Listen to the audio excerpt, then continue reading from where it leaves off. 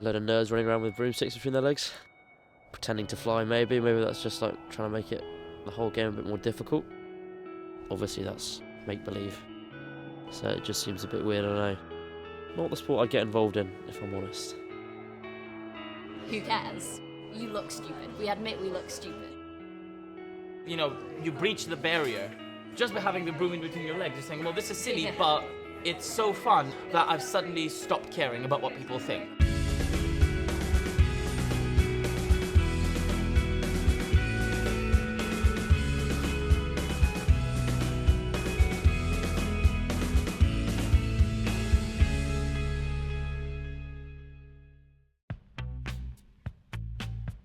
I mean, so before university, I knew it was a thing. I vaguely knew it was a thing.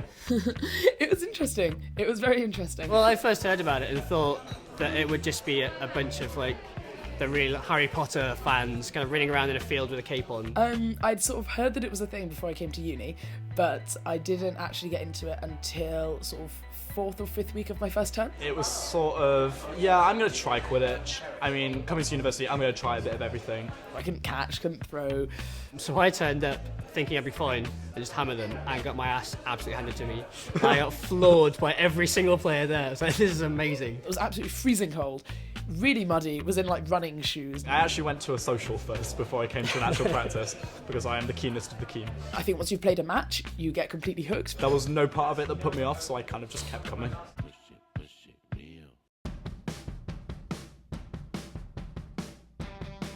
So you've got 4 different positions on a Quidditch pitch. Playing with the quaffle, which is a slightly deflated volleyball, is a keeper and 3 chasers. They're the ones who score.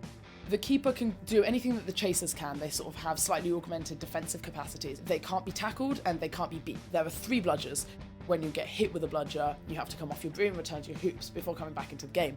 If a beater catches a bludger, it's not considered a beat, they're safe and they can continue playing. The Seeker comes in at 18 minutes into the game. They tend to be quite fit because they either have to sprint or to wrestle or do both. They have a single mission and it is to catch the snitch. It feels like I'm dreaming. Best part? It's really fun. You get to dodge around the pitch. You can do anything you want to the Seekers, throw them to the floor, take their brooms. Throwing people around, best thing. You can do a bit of showboating, keep the crowd excited. It's just really fun. I mean, it's an interesting thing to do because whoever wins, you normally lose a little bit because you got caught, so you feel a bit rubbish for a second.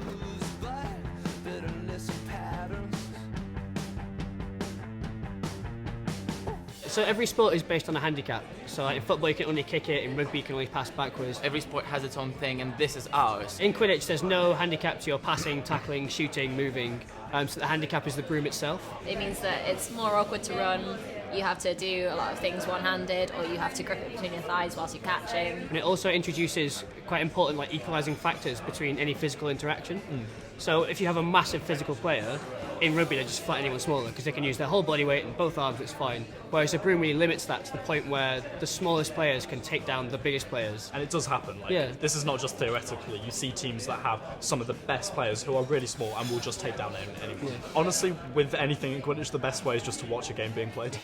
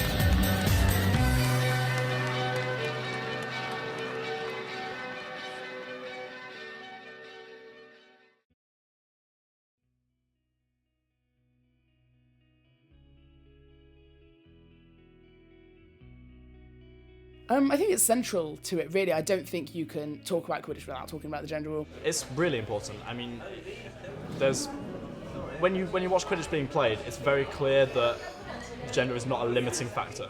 Absolutely vital. Yeah, it's what makes the community so good, in my opinion. It's the only sport that really equalises everything. It gives everyone equal opportunity. Yeah. You have good chasers. You don't have, like, you know, the men are off doing their own thing and the women are doing their own thing. It doesn't matter how physical you are, male or female, binary gender, non-binary, it's kind of irrelevant because the game is so complex and tactical that regardless of your abilities, there's a niche for you in there. You have just everyone playing together, and it leads to an amazingly welcoming community. You know, we've got football, you've got basketball, rugby. They were created in a time where, you know, women weren't even allowed to vote. We played rugby like once, and they were like, "Oh no more," and it was like, "Oh, okay, I quite enjoyed that." We didn't do anything like that at school, and I think that's something that should be taught in school, contact sports, for everyone.